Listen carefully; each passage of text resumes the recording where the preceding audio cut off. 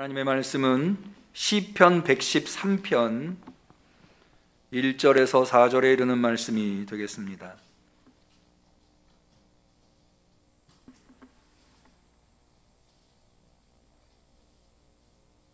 오늘은 성령 강림절 20번째 주일이면서 10월 첫째 주일이면서 국가기념일인 개천절 당일입니다. 이 뜻깊은 날에 하나님께서 사모하는 마음으로 대면으로 비대면으로 주 앞에 나와 예배드리시는 우리 성도님들에게 꼭 필요한 말씀으로 주신 시편 113편 1절에서 4절 말씀, 우리 다 같이 소리를 내어서 자기 목소리가 자기 귀에 들릴 정도로 하나님의 말씀을 같이 한 목소리로 받들어 읽도록 하겠습니다. 할렐루야. 여호와의 종들아 찬양하라. 여호와의 이름을 찬양하라. 이제부터 영원까지 여호와의 이름을 찬송할지로다. 해 돋는 데서부터 해 지는 데까지 여호와의 이름이 찬양을 받으시리로다. 여호와는 모든 나라 위에 높으시며 그 영광은 하늘 위에 높으시도다. 이는 하나님의 말씀입니다. 아멘.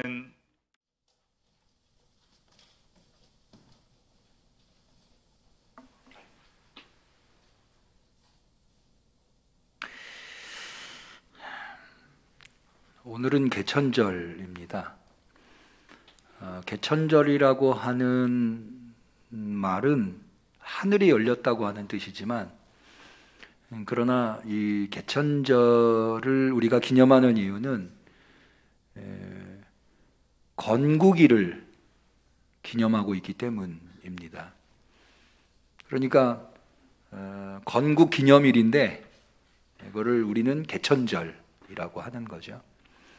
우리 선조들은 이름 하나를 줘도 그냥 짓지 않습니다. 다 의미를 부여해서. 그래서 독립기념일도 독립기념일이라고 안 하고 광복절 이렇게 이름을 짓죠. 개천절이라고 이름을 붙인 이유는 우리가 잘 알고 있는 단군 신화에서 비롯된 겁니다. 오늘 개천절이니까 단군 신화 얘기 잠깐만 하면, 원래 이제 하늘의 신이 환인이라고 하는 신이 있는데 이 아들이 환웅입니다. 환웅. 웅이 곰웅자가 아니고요, 수컷 웅자. 왜 자웅동체 하잖아요. 수컷 웅자인데 이 환웅이 세상에 관심이 많았나 봐요. 그래서 환인, 이것도 환인은 사람 인자가 아니고요, 이날 인자입니다. 왜 원인 하잖아요. 그때 인자인데, 환인의 아들인 환웅이 세상에 관심이 많으니까 환인이 아들을 세상으로 보낸 거죠. 그래서 이 환웅이 내려온 곳이 어디냐면 백두산의 신단수라고 하는 곳이에요. 이 신단수는 물숫자가 아니고요, 나무 숫자입니다. 그러니까 신을 모시는 나무라는 의미이죠. 왜 성황당 같은 게 예전에는 왜 나무 근처에 있었잖아요. 그래서 그 신단수에다가 신도라고 하는 도시국가를 세우고 세상을 다스리는데, 아시다시피 호랑이와 곰이 와서 사람이 되고 싶습니다. 그래서 너희들이 사람이 되려면 100일 동안 마늘과 쑥을 먹어라. 호랑이는 그걸 못 견디는데 곰은 그것을 견뎌내서 웅녀가 되죠. 그래서 환웅과 웅녀가 결혼을 해서 낳은 아들이 우리가 알고 있는 단군. 여러분, 우리가 왜 배달의 민족인지 아십니까? 왜 배달의 민족이냐? 24시간 배달이 되기 때문에 배달의 민족이 아니고요, 단자가 박달나무 단자입니다. 단군할 때 임금군자의 박달나무 단자인데, 이게 박달이라고 하는 것이 사실은 배달이 되었다고 합니다. 박달이 배달이 된 거예요. 그래서 단군이 세운 나라, 그래서 배달국이라고 하거든요. 한반도 땅에 이 단군이 홍익인간의 정신으로 10월 3일 날, 정확하게 10월 3일 날 고조선을 세웠다고 하는 사료는 없어요. 근데 이기에 세상에 내려온 환웅이라고 하는 인물이라고 얘기할 수는 없죠. 그 존재가 농경 문화의 신이거든요. 그래서 농경 문화에서는 이 10월이 매우 중요하죠. 열매를 추수하는 계절이니까. 왜 또 3일이냐? 우리나라 사람들 3 좋아하잖아요. 복삼자. 그래서 10월 3일에 배달국을 세웠다고 해서 하늘이 열린 건국기념일이 10월 3일로. 원래는 이 국가기념일로 지정된 거는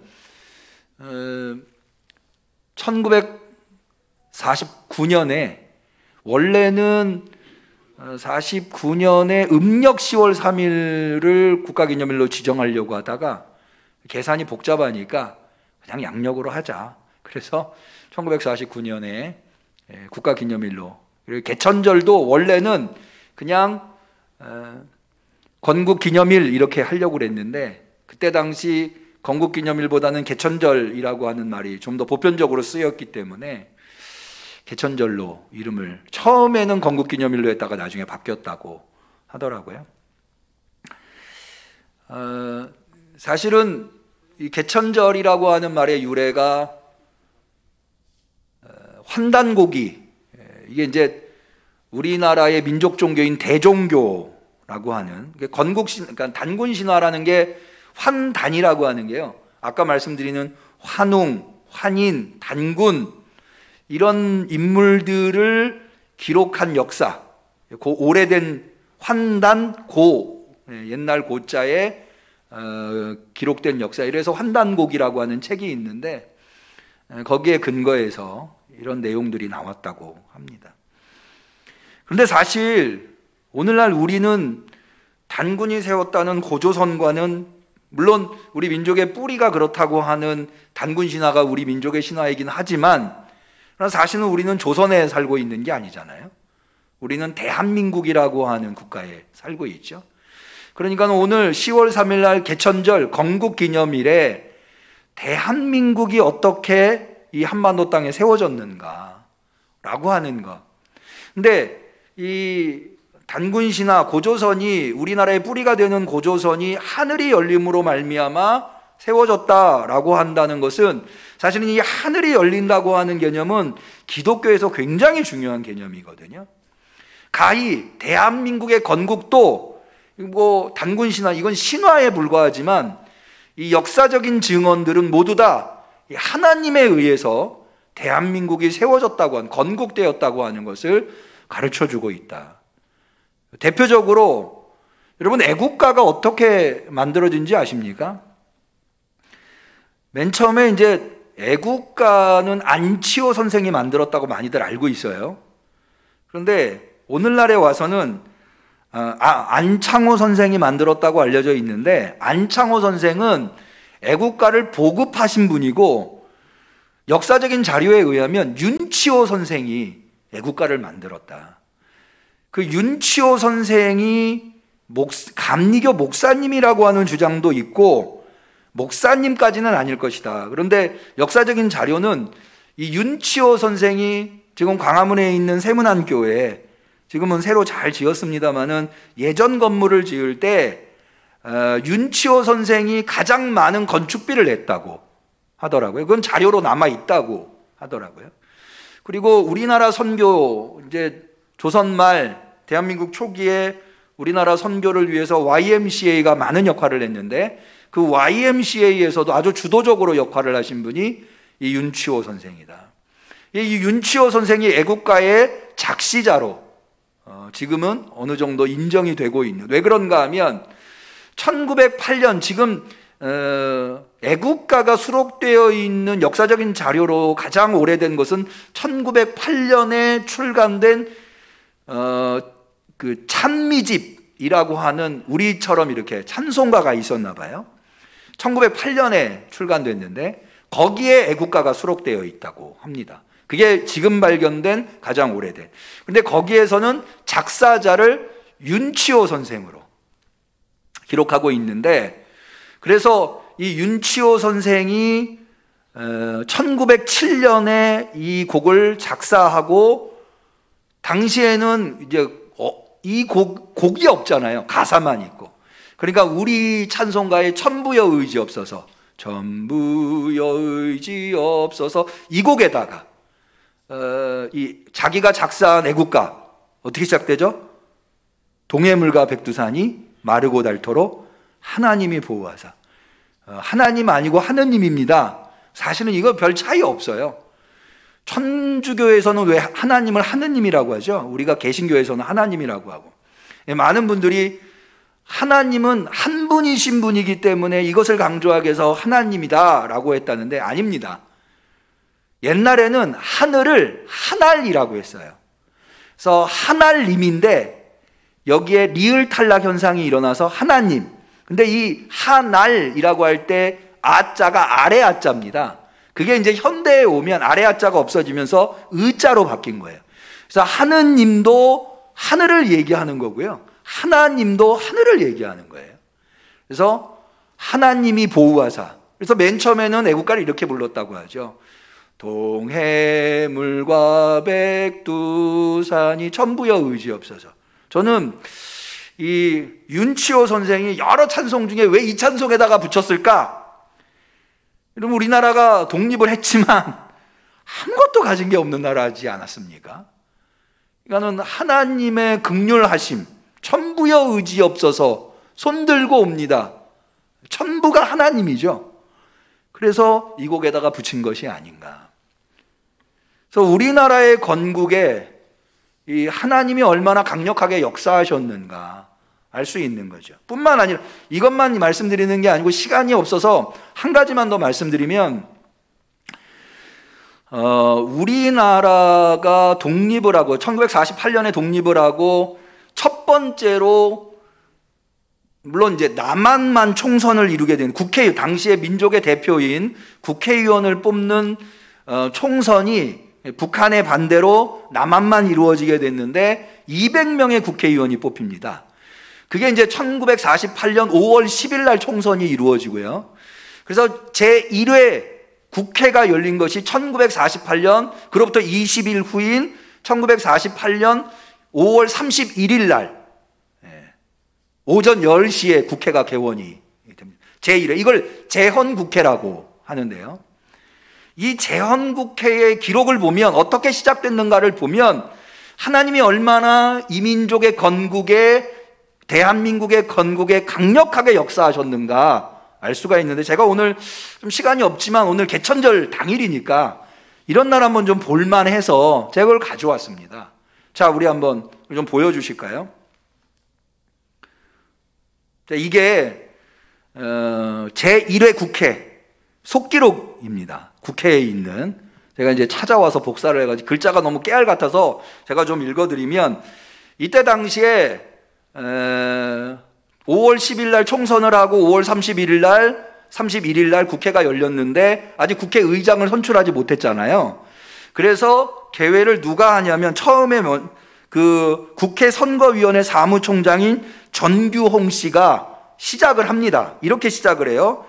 정확하게는 오전 10시 20분에 국회가 개의가 된다고 거기 기록돼 있어요. 지금부터 국회 제1차 회의를 시작합니다. 그리고는 이제 자리에서 일어나서 애국가 봉창을, 봉창이라고 하는 게 뭐냐면 우리가 성경 봉독이라고 하잖아요. 받들 봉자입니다. 애국가를 받들어서, 그러니까 그때 이제 애국가는 이 애국가죠. 동해물과 이 애국가를 부른 거죠. 다 일어나서 그 애국가를 불렀어요. 그 다음에 국회에 대한 경례를 합니다. 그 다음에 순국선열을 위해서 묵념을 해요. 그런 다음에 이 사무총장인 전규홍 씨가 잠깐 보고해 드리겠습니다. 지금까지 의원 198인 전부 다 등록되시고, 왜 200인이 아니고 198인인가 아시는 분도 계시겠습니다만은 제주도는 4.3 사건 때문에, 제주 4.3 사건 때문에 총선을 못합니다. 그래서 제주도에 할당된 2명이 선출되지 못해서 200명 모두 모이지 못하고 198명만 제1회 국회에 참여하게 된 거예요. 198인 전부 다 출석이 되었습니다. 보고 드립니다. 그래서 국회 선거위원장이 등단하고 일동 일어나 박수를 했다고 합니다. 이제 이렇게 보고를 하고 시작을 하는데 원래는 의장이 시작을 해야 되잖아요. 근데 아직은 198명만 선출됐지 의장은 이제 선출이 아직 안 됐으니까 부득이하게 국회 선거위원장인 노진설, 아까는 전규홍 씨 사무총장이 나와서 국회가 개원하기까지의 진행을 했다면, 개원하면은 이제 어쩔 수 없이 선거위원장인 노진설이라고 하는 분이 이제 이어서 진행을 합니다. 고귀하신 국회의원 여러분에게 제가 인사의 말씀을 드리게 된 것을 영광으로 생각합니다. 간단히 몇 말씀 드리려고 합니다. 국회 선거위원회는 선거에 대한 책임을 가지고 선거법에 의지해서 선거를 실시해왔고 5월 10일 총선거에서는 200선거구 중에서 198명이 당선이 되어서 여러분이 국민의 선거로서 국회의원의 당선을 얻으시게 되었습니다. 국회의원은 결정되었으나 아직 국회가 성립이 되지 못하였고 따라서 국회 소집에 대한 권한 소재가 정해지지 않았었습니다. 그래서 국회 선거위원회로서는 우리가 관계할 성질이 아니지만 부득이 할 수 없이 소집에 대하여 알선하게 되었고 동시에 일자와 장소를 여러분들에게 알려드렸으니 여러분이 참석해 주셔서 우리로서는 감사히 생각하는 바입니다. 그래서 이로부터는 여러분의 의견으로서 국회가 성립하게 된 것을 크게 영광으로 생각합니다. 간단히 이것으로서 인사의 말씀을 드립니다 라고 했더니 일동이 이제 박수를 합니다. 그 다음에 이제 이어져서 해야 할 의사가 뭐냐면 진행할 의사가 임시 국회의장을 선출해야 되는 거예요. 이제 이분이 계속 할 수 없으니까. 그래서 이 선거위원장인 노진설 씨가 임시 국회의장을 선출하는 의사를 시작합니다. 순서에 의지해서 임시 의장을 추천하게 되는데 의원 가운데서 최고 연장이 되시는 이승만 박사를 임시 의장으로 추천하는 것이 어떻습니까? 이거는 초대 임시 의장으로 이승만 박사가 선출되는데 왜 이승만 박사냐? 가장 연장자여서. 아마 그 자리에 모여있는 198명 중에 제일 나이 많으신 분이 이승만 박사였나 봐요. 그래서 선거위원장인 노진설 씨가 이승만 박사를 추천해서 의원 일동이 박수를 합니다. 그래서 그러면 임시의장은 결정되었습니다. 이제 말씀드리기에는 죄송하오나 이승만 박사께서 취임해 주시기를 바랍니다. 그래서 이승만 박사가 의장석으로 등단하고 일동이 박수를 쳤다고 해요. 그러고 난 다음에 이제 이승만 박사가 임시의장으로서 의사를 진행해야 되겠죠? 근데 이승만 박사가 취임사를 하면서 뭐라고 얘기하는지 한번 들어보세요. 대한민국 독립민주국 제1차 회의를 여기서 열게 된 것을 우리가 하나님에게 감사해야 할 것입니다. 종교 사상 무엇을 가지고 있든지 누구나 오늘을 당해 가지고 사람의 힘으로만 된 것이라고 우리가 자랑할 수 없을 것입니다. 인간은 대한민국이라고 하는 국가가 건국되고 제1차 국회가 열린 것은 사람의 힘으로만 된 것이 아님이 확실하다는 거예요. 그러므로 하나님에게 감사를 드리지 않을 수 없습니다. 나는 먼저 우리가 다 성심으로 일어서서 하나님에게 우리가 감사를 드릴 터인데 이은영 의원 나오셔서 간단한 말씀으로 하나님에게 기도를 올려주시기를 바랍니다. 이 이은영 의원이 목사님이세요. 아마 당시에 교육받은 사람이 그렇게 많지 않으니까 목사님들 중에도 국회의원이 되신 분들이 있나 보더라고요. 근데 이은영 의원이 국회의원으로서 그 자리에, 목사님으로서 국회의원으로 그 자리에 있으니까 이승만 박사가 의사 일정을 시작하기 전에 이렇게 건국되어서 국회가 열리기에는 하나님의 은혜가 절대적이니만큼 의사 일정을 진행하기 전에 제일 먼저 하나님한테 기도를 올리자 라고 제안을 하고 이것이 받아들여져서 이은영 목사님이 당시 국회의원이 나와서 기도를 하게 되는 때에 국회의원 198명이 전체가 다 일어나서 하나님 앞에 기도를 합니다. 그런데 제가 지금 그 기도문이 짧진 않아요. 한 5분 정도 걸릴 건데 시간이 없지만 오늘 좀 읽어드리고 싶어요. 한번 들어보세요. 지금 여기 지금 보이시는 게 바로 그 이은영 의원이 제1회 재헌국회에서 기도한 내용이에요. 이게 국회 속기록에 다 남아 있는 거예요. 그런데 이 내용을 잘 들어보시면요, 오늘날 우리가 그대로 해도, 이 개천절에 건국기념일에 우리가 그대로 이 기도를, 이은영 목사님이 했었던 기도를 그대로 해도 전혀 손색이 없는 그런 기도예요. 한번 들어보세요.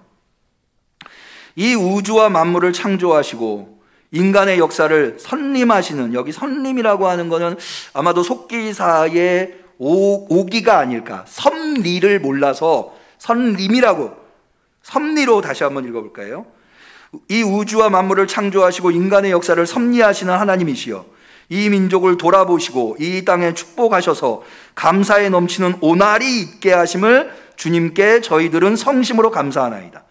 오랜 시일 동안 이 민족의 고통과 호소를 들으시사 정의 칼을 빼서 일제의 폭력을 굽히시사 하나님은 이제 세계 만방의 양심을 움직이시고 또한 우리 민족의 염원을 들으심으로 이 기쁜 역사적 환희의 날을 이 시간에 우리에게 오게 하심을 하나님의 섭리가 세계 만방에 정시하신 것으로 저희들은 믿나이다. 하나님이시여, 이로부터 남북이 둘로 갈리어진 이 민족이 어려운 고통과 수치를 심원하여 주시고 우리 민족, 우리 동포가 손을 같이 잡고 웃으며 노래 부르는 날이 우리 앞에 속히 오기를 기도하나이다. 하나님이시여, 원치 아니한 민생의 도타는 길면 길수록 이 땅의 악마의 권세가 확대되나 하나님의 거룩하신 영광은 이 땅에 오지 않을 수밖에 없을 줄 저희는 생각하나이다. 원컨대 우리 조선 독립과 함께 남북 통일을 주시옵고 또한 우리 민생의 복락과 아울러 세계 평화를 허락하여 주시옵소서. 거룩하신 하나님의 뜻에 의지하여 저희들은 성스럽게 택함을 입어가지고 글자 그대로 민족의 대표가 되었습니다. 그러하오나 우리들의 책임이 중차대한 것을 저희들은 느끼고 우리 자신이 진실로 무력한 것을 생각할 때 지와 인과 용과 모든 덕의 근원이 되시는 하나님 앞에 이러한 요소를 저희들이 강구하나이다. 이제 이로부터 국회가 성립이 되어서 우리 민족이 염원이 되는 모든 세계 만방이 주시하고 기다리는 우리의 모든 문제가 원만히 해결되며 또한 이로부터서 우리의 완전 자주 독립이 이 땅에 오며 자손만대에 빛나고 푸르른 역사를 저희들이 정하는 이 사업을 완수하게 하여 주시옵소서. 하나님이 이 회의를 사회하시는 의장으로부터 모든 우리 의원 일동에게 건강을 주시옵고 또한 여기서 양심의 정의와 위신을 가지고 이 업무를 완수하게 도와주시옵기를 기도하나이다. 역사의 첫걸음을 걷는 오늘에 우리의 환희와 우리의 감격에 넘치는 이 민족적 기쁨을 다 하나님께 영광과 감사를 올리나이다. 이 모든 말씀을 예수 그리스도 이름을 받들어 기도하나이다. 아멘. 이게 바로 국회 속기록에 있는 제1회 재헌국회에 이 기도를 통해서 여러분 들어보셨죠? 이런 걸 우리 국회의원들이 알아야 되는데, 이런 걸 우리 정치인들이 알아야 되는데, 여전히 남북 통일을 위해서, 자주 독립을 위해서, 그리고 특별히 국회의원들이 국민의 대표가 되었기 때문에, 그러나 무력하기 때문에 지와 인과 용과 모든 덕의 근원이 되는 하나님 앞에 이것을 구하는 이 기도, 저는 이 기도를 읽으면서 참 감격스러우면서도 또 한편으로는 아직까지도 이 기도를 우리가 해야 된다고 하는 그런 책임감을 느끼게 되었습니다. 이것만 봐도 대한민국이라고 하는 국가가 건설되기 위해서 하나님이 얼마나 강력하게 역사하셨는가, 하나님이 하늘을 여시고 이 민족을 내신 것이라고 확신하지 않을 수 없다. 그런 측면에서 오늘 이 개천절을 맞이해서 하나님은 어떻게 이 민족을 다스리고 계신가, 하나님은 이 세상 나라에 어떻게 역사하고 계신가 라고 하는 것에 대해서 잠시 말씀을 통해서 은혜를 나눠보고자 하는 겁니다. 먼저 사실 이 나라라고 하는 것에 대해서 좀 부정적으로 보시는 시각이 있습니다. 대표적으로 이 바벨탑 사건으로 나라가 만들어진 거다라고 보는 견해가 그렇습니다. 창세기 11장에 이 바벨탑 사건이 나오는데요, 거기에 여러분이 잘 아시는 대로 이 사람들이 바벨탑을 쌓아요. 정확하게 얘기하면 탑만 쌓은 게 아니라 성과 망대를 쌓는데 바벨 공동체입니다. 그런데 이게 이제 하나님 보시기에 불경한 거예요. 그래서 하나님께서 이렇게 말씀하십니다. 6절에 여호와께서 가라사대 이 무리가 한 족속이요 언어도 하나이므로 이같이 시작할수니 이후로 그 경영하는 일을 금지할 수 없으리로다. 자, 우리가 내려가서 거기서 그들의 언어를 혼잡케 하여 그들로 서로 알아듣지 못하게 하자 하시고 여호와께서 거기서 그들을 온지며 흩으신 고로 그들이 성사키를 그쳤더라 라고 해서 이 바벨탑 사건에 하나님이 벌을 주셔서 언어가 나뉘고 민족이 생기고 나라가 생겼다.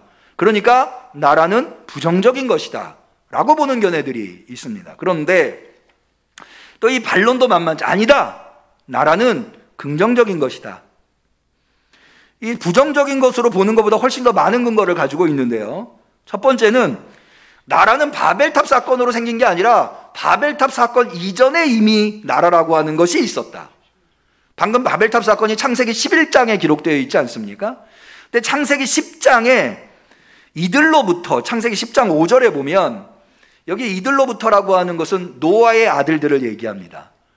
노아의 홍수 사건 이후에 노아의 아들이 3명이죠. 셈, 함, 야벳이라고 하는 세 아들로부터 여러 나라 백성으로 나뉘어서 각기 방언과 종족과 나라대로 바닷가의 땅에 머물렀더라 라고 해서 이미 창세기 11장 바벨탑 사건이 나오기 전에 나라가 나뉘었다라고 하는 것이 언급되어 있기 때문에 바벨탑 사건에 의해서 비로소 나라가 생긴 것은 아니다라고 주장하는 겁니다. 두 번째로는 하나님께서 아브라함에게 나타나셔서 아브라함에게 나라를, 큰 민족과 나라를 주시겠다라고 직접 말씀하시는 대목이 창세기 18장에 나옵니다. 창세기 18장 18절에 보면 아브라함은 강대한 나라가 되고 천하 만민은 그를 인하여 복을 받게 될 것이 아니냐. 그러니까 하나님이 나라를 건국하시고 그 건국하신 나라를 통해서 온 세상을 복되게 삼으실 것이다. 그러니까는 나라라고 하는 것은 부정적인 것이 아니다 라고 보는 입장입니다.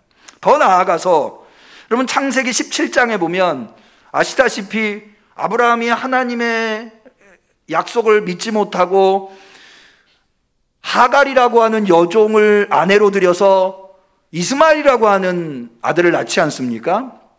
그런데 나중에 사라가 하나님이 약속하신 대로 이삭을 낳죠. 이스마엘이 이삭을 자꾸 괴롭히니까 사라가 그것을 못 견디서 남편 아브라함한테 하갈과 이스마엘을 쫓아내라 라고 해서 하갈이 어린 이스마엘을 데리고 광야로 나갑니다. 꼼짝없이 죽게 생긴 거예요. 그때 하갈이 하늘을 향해서 울부짖으면서 하나님 앞에 기도를 합니다. 그때 하나님이 나타나시는데요, 나타나셔서 하갈한테 이런 말씀을 하세요. 그게 이제 창세기 17장 22절에 나오는데, 이스마엘에게 이르러는 내가 내 말을 들었나니 내가 그에게 복을 주어 생육이 준다 하여 그로 크게 번성케 할지라. 그가 12방백을 낳으리니 내가 그로 큰 나라가 되게 하리라. 이스마엘을 통해서도 큰 나라를 이루시겠다. 저는 사실 이 대목을 대할 때는요, 좀 가슴이 칭해요. 야, 하나님이 이런 분이시구나. 이게 뭐냐 하면, 여러분, 아브라함, 이삭, 야곱, 이거를 어떻게 보면은 하나님이 이끌어 가시는 메인스트림, 주류라고 볼 수 있어요. 그 주류에 하갈과 이스마엘은 비주류라고 볼 수 있는 거죠. 그런데 하나님은 주류에게만 복을 주시는 게 아니라 비주류조차도 챙기시는 것을 보는 거예요. 하갈에게조차 나타나셔가지고 이스마엘도 내가 복을 줄 거다. 그러니까 저는요, 사실 이게 저한테 왜 와닿냐면, 여러분, 우리가 구약과 이런 전통에, 이스라엘이라고 하는 전통에서 보면 이 동쪽 끝에 있는 우리 한반도 땅에 살고 있는 우리들, 동양인들은 비주류예요. 그런데 그런 비주류들이 하나님의 섭리 가운데 있다고 하는 것, 하나님의 은총 가운데 있다고 하는 것, 하나님은 주류만 챙기시는 게 아니라 이런 아웃사이더에 있는 사람들조차도 하나님이 다 챙기신다고 하는 것, 그건 저는 굉장히 뜻깊은 거기에 의미가 담겨 있다고 생각이 들더라고요. 어쨌든 하나님은 이렇게 나라를, 세상 나라를 세우시는 분으로 기록되어 있다고 하는 것을 볼 수 있습니다. 그러면 하나님은 어떻게 그런 세상 나라를 다스리시는가? 하나님은 하늘 높이 있어서 세상 나라와는 아무 상관없이, 세상 나라는 그냥 인간들이 다스리고 하나님은 아무 상관없이 존재하시는가? 그게 아니라는 거예요. 오늘 우리가 읽은 본문이 바로 그거예요. 자, 시편 113편 4절을 볼까요? 여호와는 모든 나라 위에 높으시며 그 영광은 하늘 위에 높으시다. 이게 무슨 얘기냐면요, 나라 위에 높으시다고 하는 것이 그 나라들을 하나님이 통치하신다는 거예요. 자, 고대에서는요, 왕은 늘 신하들보다 높은 위치에 있었어요. 누군가 높이 있다고 하는 것은 그가 통치자라고 하는 것을 표현하는 의미예요. 그러니까는 여호와는 모든 나라 위에 높으시다고 하는 표현은 곧 모든 나라를 누가 통치하신다? 하나님이 통치하신다. 그 의미입니다. 이게 하나님이 다스리신다는 거죠. 그러니까 이 시편 113편은 하나님의 다스리심이 이 세상에서 어떻게 구현되는가에 대한 찬양이라고 할 수 있는 거죠. 특별히 이 시편 113편은요, 우리가 오늘 국가 건국 기념일이지 않습니까? 그런 거랑 마찬가지로 이스라엘 사람들의 국가 기념일이 있어요. 이게 뭐 6월절 뭐 이런 절기죠. 이 6월절에 사용된 찬양이 바로 시편 113편. 시편 113편부터 시편 118편이 6월절에 예배 때 사용된 찬양이다 라고 볼 수가 있거든요. 그게 사실은 신약에도 그 흔적이 남아 있는데요. 마가복음 14장에 보면 26절에 이렇게 기록하고 있어요. 이에 저희가 찬미하고 감람삼으로 나가. 이게 무슨 얘기냐면, 여러분, 예수님께서 이른바 최후의 만찬, 그 최후의 만찬을 왜 하셨는가 하면 이게 사실은 6월절 만찬이에요. 예수님이 예루살렘에 입성하신 이유가요, 물론 십자가에 운명하시기 위해서 입성하셨지만 형식적으로는 예수님도 유대인, 예수님의 제자들도 유대인이니까 유대인들은 6월절이 되면 예루살렘 성전에 와서 예배드려야 했거든요. 그래서 다 예루살렘에 입성을 한 거예요. 거기에서 6월절을 지키는 가장 대표적인 방법이 6월절 만찬을 나누는 거거든요. 그래서 예수님은 최후의 만찬이 원래는 제자들과 함께하는 6월절 만찬이었어요. 그 만찬을 끝내시고 예수님께서 이른바 겟셋마네 동산, 여러분 겟셋마네라고 하는 말이 무슨 뜻이냐면 기름 짜는 곳이에요. 그러니까는 이 겟셋마네가 있는 곳은 올리브 나무가 많은 곳이었어요. 올리브산. 그래서 거기에 기름 짜는 기름틀이 있는 곳이 있어서 거기서 예수님이 기도를 하신 거고, 그리고 거기서 기도하시다가 가룟 유다가 데려오고 온 군인들에 의해서 체포되시는 거죠. 그런데 여기 감람산이라고 하는 곳이 바로 거기를 얘기하는 거예요.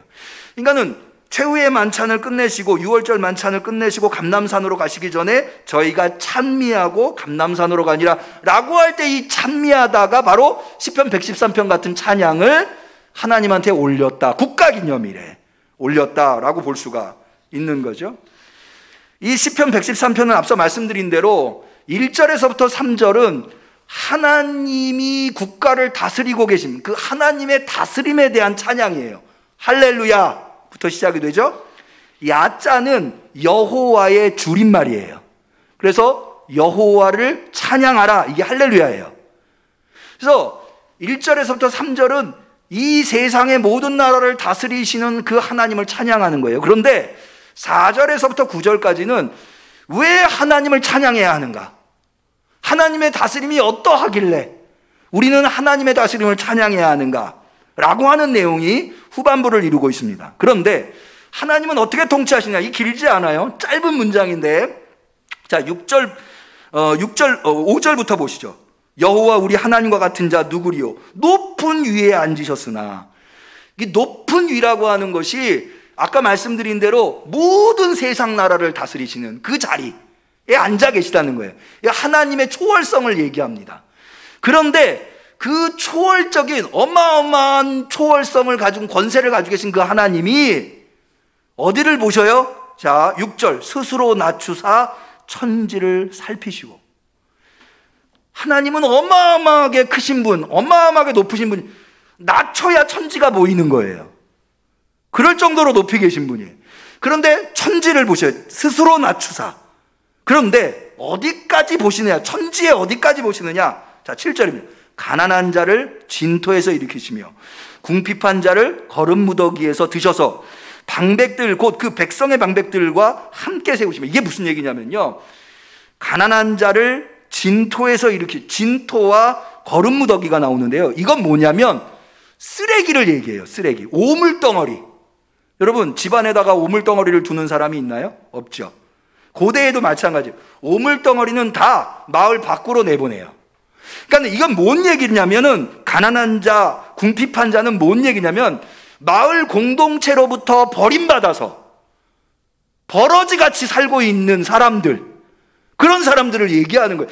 도저히 누구와도 섞일 수 없이 소외된 사람들, 그런 사람들을 하나님이 들어서, 방백들, 여기 방백이라고 하는 것은 귀족을 얘기합니다. 귀족들과 함께 상을 나누도록 만들으셨다는 거예요. 9절도 보죠. 또 잉태치 못하던 여자, 불임. 오늘날은 그렇지 않습니다만 고대에서는요, 여성의 불임은 여성이 저주받았다고 하는 것을 상징해요. 가장 치욕스러운 모습이에요. 그런데 그래서 이런 여성 같은 경우는 집에서 쫓겨날 수밖에 없어요. 이 쫓겨나는 빌미가 되기도 했어요. 그런데 하나님 어떻게 하세요? 잉태치 못하던 여자로 집에 거하게 하사 자녀의 즐거운 어미가 되게 하셨다. 여러분, 하나님의 권세, 하나님의 통치가 왜 위대하냐? 왜 그분의 통치와 권세를 찬양할 수밖에 없냐? 그분의 다스림은 힘 있는 자들과 어울려서 자기들끼리 이러쿵저러쿵 이게 아니에요. 하나님은 가장 강력하고 가장 권위 있고 가장 막강한 힘을 가지고 있는 권세자지만 거름더미와 같은 인간들을, 가장 낮은 존재들을 찾아오셔서 그들을 들어주신다는 거예요.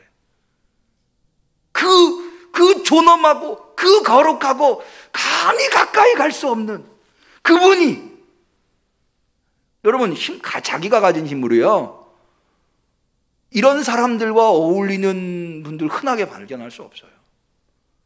대개는 자기가 가진 힘으로 힘 있는 사람들끼리 어울리죠.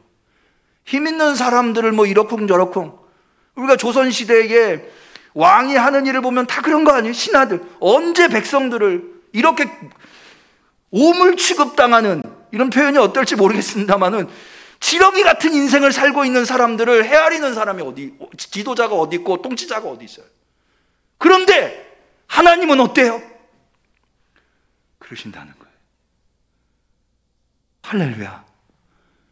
할렐루야라고 말할 수밖에 없는.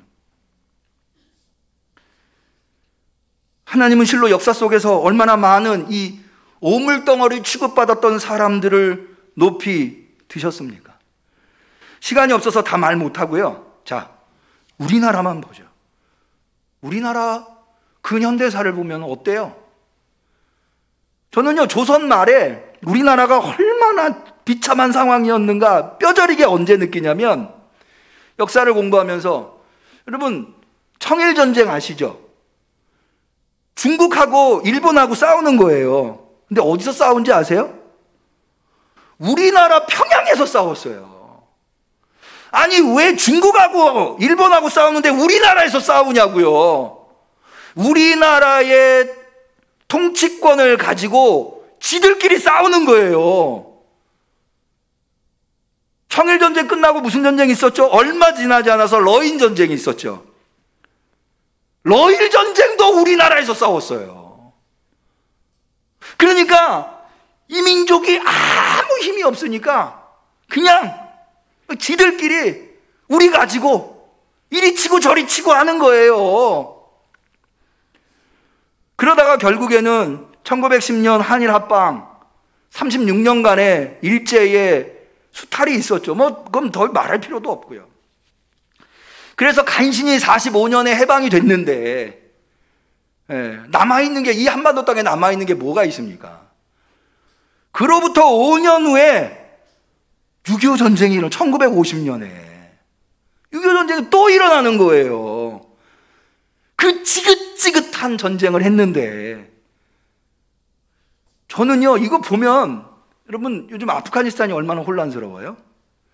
아프가니스탄을 보면서, 야, 가진 것도 없는 저 민족이 저렇게 전쟁을 해대나? 왜 저러고 사나? 근데 우리가 그랬어요. 우리가 청일전쟁, 러일전쟁 다 일제 식민지, 게다가 내전까지. 여러분, 제가 동영상 하나를 좀 보려고 가져왔는데요. 6.25 전쟁이 끝나고 난 다음에 우리나라의 상황이 어떠했는가 스위스 기자가 와서 찍은 게 자료로 남아있어요. 조금 거북스럽지만 오늘 개천절이고 우리가 우리 민족을 좀 돌아보는다는 입장에서 짧게라도 좀 봤으면 좋겠어요. 한번 보여주시죠, 그 동영상.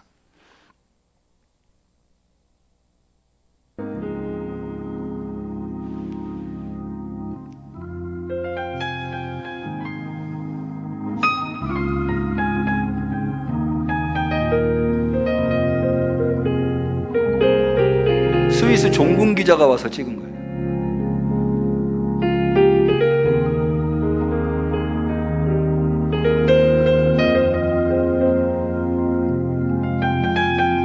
연세 드신 분들은 기억나실 거예요.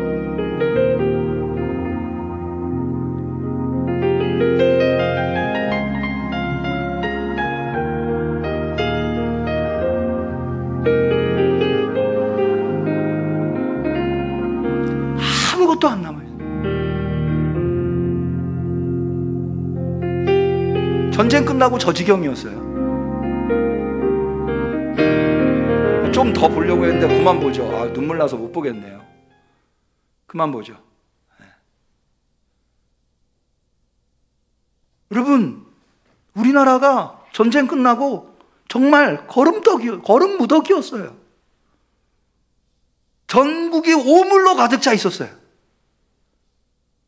그런데 오늘날 이 21세기의 대한민국의 위상은 어떠하나요? 여기 시편 113편에 가난한 자를 진토에서 일으키시며 궁핍한 자를 거름 무더기에서 드셔서 방백들 곧 그 백성의 방백들과 함께 세우셨다. 이 놀라운 하나님의 통치가 이루어진 곳이 바로 이 대한민국 아닙니까? 어찌 오늘 건국의 날에 하나님께 영광을 올려드리지 않을 수 있겠습니까? 여러분, 우리 대한민국의 그리스도인으로서 다시 한번 깊은 책임감을 느끼셔야 돼요. 저와 여러분들 오늘 간절히 기도하실 수 있었으면 좋겠어요. 이 민족에게 이 놀라운 하나님의 은혜, 하나님의 통치를 베풀어 주셔서 감사합니다. 그 은혜의 책임을 다하여 이 동방의 빛으로서 역할을 감당할 수 있는 이 민족이 되게 하옵소서. 그런 책임감을 느끼실 수 있는, 무엇보다도 하나님께 다함이 없는 영광을 올려드리시고 그 책임감을 느낄 수 있는 우리와 함께 성도님들이 되시기를 주님의 이름으로 간절히 축원합니다. 기도하겠습니다. 하나님 아버지, 감사합니다. 감사합니다. 감사합니다. 하나님이 이 민족을 도우시지 않았다면 어쩔 뻔하였습니까? 이 민족은 아직도 진토에 있었을 겁니다. 이 민족은 아직도 거름 무더기에서 살았을 겁니다. 저주받은 인생처럼 살아갈 수밖에 없는 이 민족을 이렇게 세워주시니 감사합니다. 그런데 어느 순간 이 하나님이 베푸신 은혜가 너무 당연한 것으로 생각하고 하나님한테 불평불만만 했지 받은 은혜에 감사하지 못했습니다. 하나님이 우리를 이토록 도와주셨는데 이 민족이 서로 싸우기만 하고 이 민족의 미래를 밝히는 일에는 어둔하였습니다. 주님, 우리 그리스도인들이 먼저 깨어나게 하옵소서. 한국교회가 깨어나게 하옵소서. 이제까지 민족이 어두웠을 때 민족의 빛을 밝혀왔던 한국교회와 그리스도인들이 이제 다시 한 번 더 그 사명감을 깊이 깨닫고 민족을 위해서, 나라를 위해서, 이 민족의 미래를 위해서 기도하며 헌신할 수 있게 역사해 주옵소서. 간절히 하나님께 영광을 올려드리며 예수님의 이름으로 기도 올리옵나이다. 아멘.